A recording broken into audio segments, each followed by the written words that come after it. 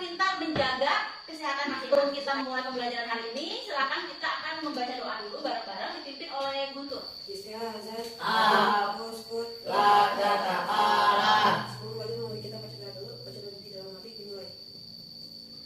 Terima kasih kepada Guntur yang sudah memimpin doa teman-temannya.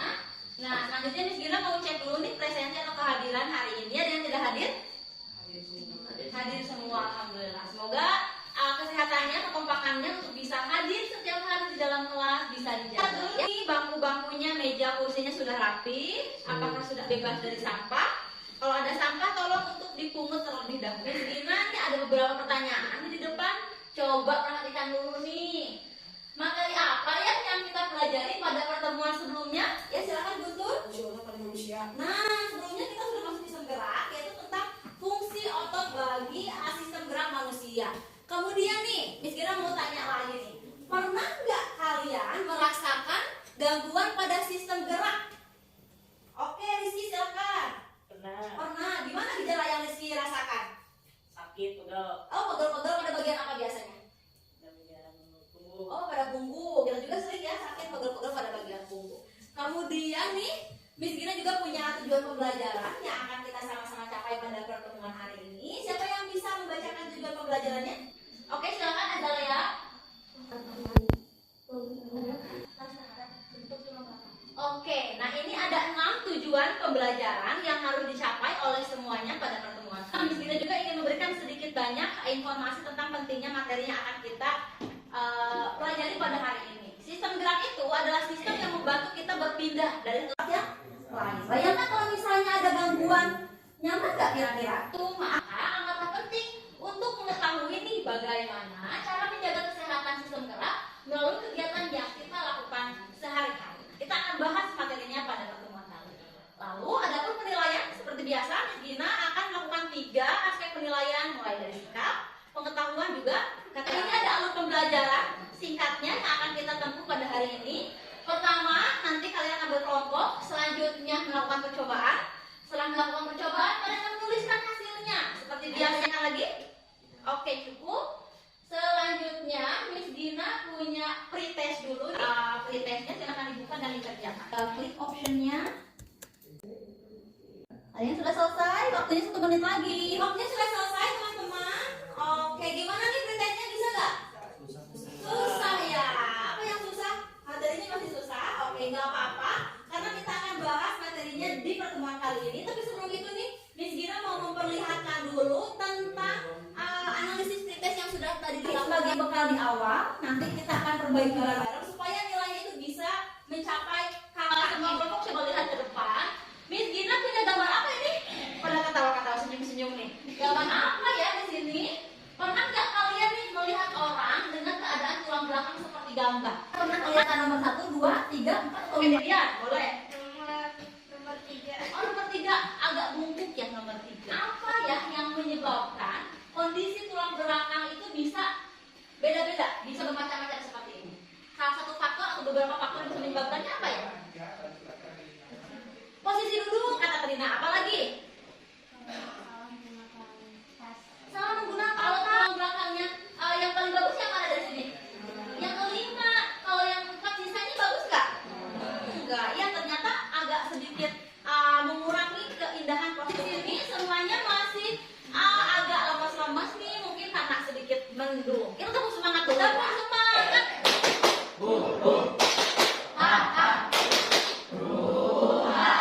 Kita punya teksnya cukup panjang, tapi kita lihat intinya saja.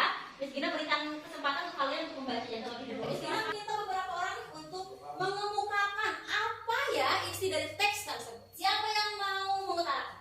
Raise your hand please. Boleh siapa? Oke, ada Guntur, ada Rizky. Guntur apa Guntur isinya? Tas menjadi beban utama siswa. Nah, tas menjadi beban siswa katanya. Kalau menurut Rizky apa isi dari teks di depan itu? Menggendong atau menyiding tas terlalu berat. Kita punya poster di depan. Posternya itu tentang apa? Kita lihat dulu bareng-bareng di sini. Pak, di sini ada gambar apa di posternya? Guntur, silakan. Ada gambar macam apa beban anak. Nah, ada tulisan yang jadi highlight di atasnya itu adalah yang jadi judul besarnya, ransel tambah beban anak katanya. Ada yang mau menambahkan? Jadi kalau mau bawa beban pasir jangan menggunakan seperti yang ada. Oh, maka sejauh ya. Jadi kata Maka, kalau bawa tas itu seperlunya aja, jangan semuanya dibawa. Jadi kalau di sini ada tidak informasi idealnya itu harus berapa atau seperti apa idealnya? Silakan Rina.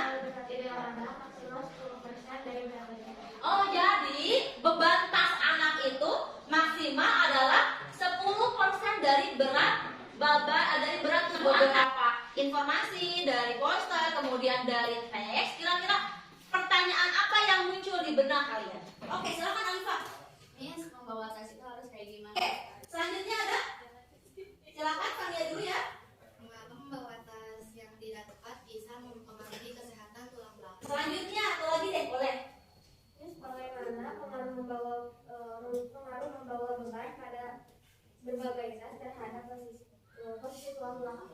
Oke, nah tadi kemudian Rina menambahkan dengan pertanyaan terakhir katanya, Miss, kalau tas yang dibawanya terlalu berat, memang nanti posisi tulang belakangnya jadi gimana ya? Akan bantu dulu untuk menuliskan pertanyaan-pertanyaan. Pertanyaan-pertanyanyaan ini yang tadi, kira-kira pertanyaan mana yang bisa kita jadikan sebagai pertanyaan penelitian? Boleh, Maka silakan. Pertanyaan nomor 3 dari Kak Tina silakan mencakup pertanyaan. Jadi menurut Maka, pertanyaan yang paling mencakup semuanya itu pertanyaan dari Trina karena paling lengkap. Baik, kita gunakan pertanyaan dari Trina ya. Tapi untuk menuliskan alternatif solusi harus seperti apa dong? Alternatif solusi ketika kita harus membawa tas itu yang baik harus seperti apa menurut kalian? Silakan Guntur. Gunakan tas dalam posisi yang seimbang di kedua bahu dengan berat 10% berat badan.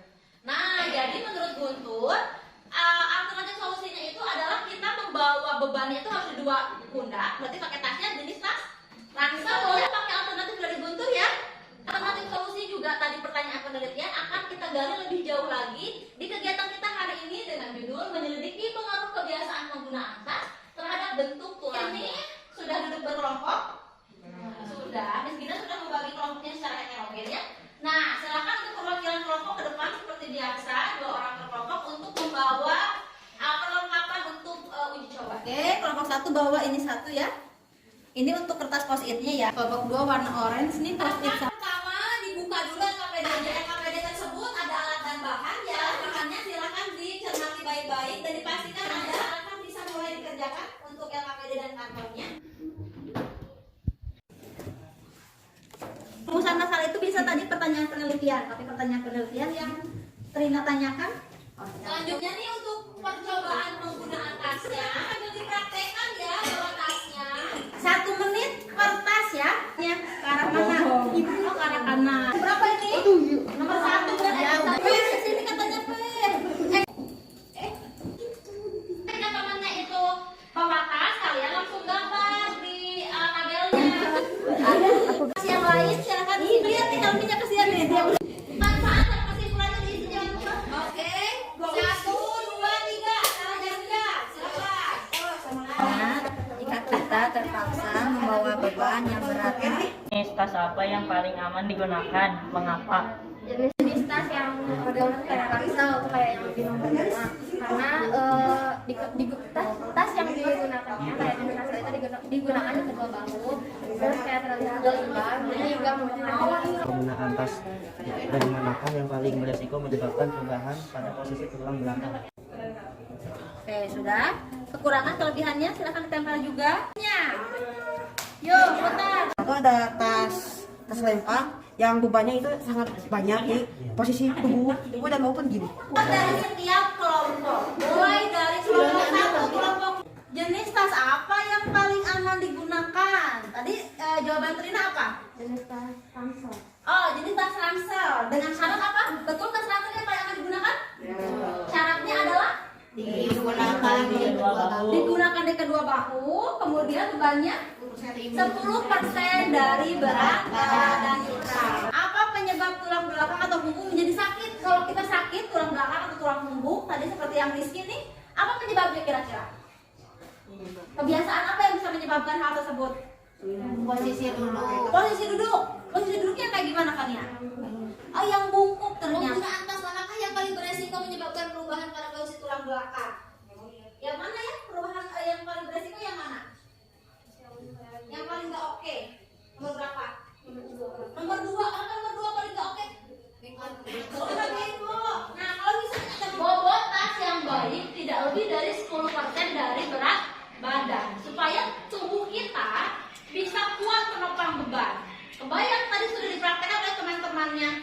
Tommy tadi yang mempraktekkan ya. Kemudian kelompok di sini ada Guntur.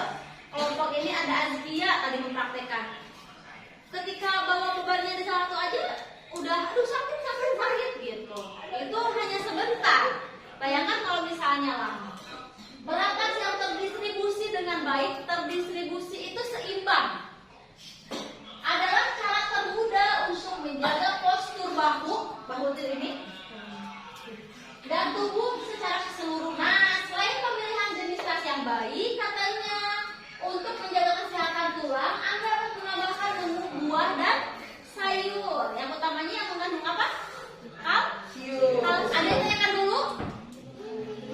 Tutup, boleh tutup, simpan di awal. Kita ada alternatif solusi. Alternatif solusinya itu adalah ini, menggunakan tas dengan posisi yang seimbang di kedua bahu dengan berat 10% dari berat badan.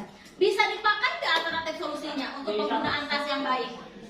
Bisa sekali ya, karena ternyata diperkuat dengan literatur juga itu sebagai upaya untuk menjaga kesehatan tulang belakang. Makanya kita bukan pembelajaran hari ini membantu Miss Gina. Silakan Alifah. Menggunakan tas yang baik untuk kesehatan tulang adalah menggunakan tas ransel yang seimbang dan tidak melebihi 10% berat badan kita. Oke, ini mulai dari kelompoknya Alifah.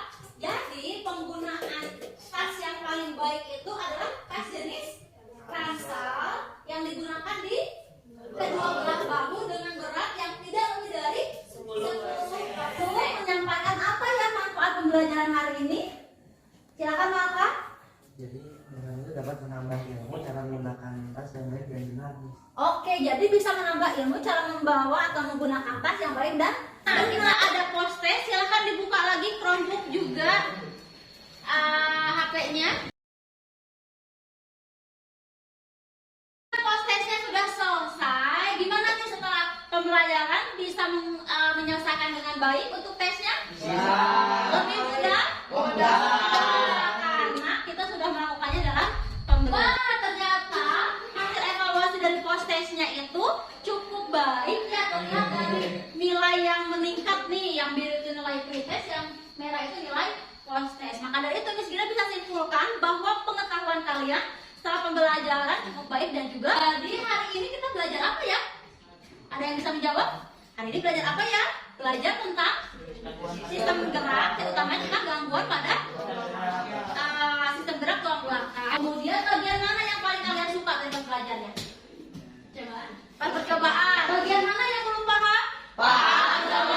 Oke, alhamdulillah. Bagaimana nih perasaanmu setelah pembelajaran? Yang mana nih? Yang kiri atau yang kanan?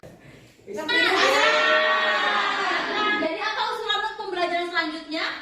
Sering pembelajaran praktikum tidak seru, Miss. Oh, oke. Nanti kita akan lebih sering nih untuk pembelajaran praktikumnya ya. Terima kasih usulannya untuk memberikan apresiasi kepada setiap kelompok. Ada kelompok terkeren, terhebat, dan tergigih. Miss Gina akan berikan kepada kelompoknya Rina. Tergigih, yang semangat untuk memanajemen setiap kelompoknya, walaupun dicuri juga tetap selesai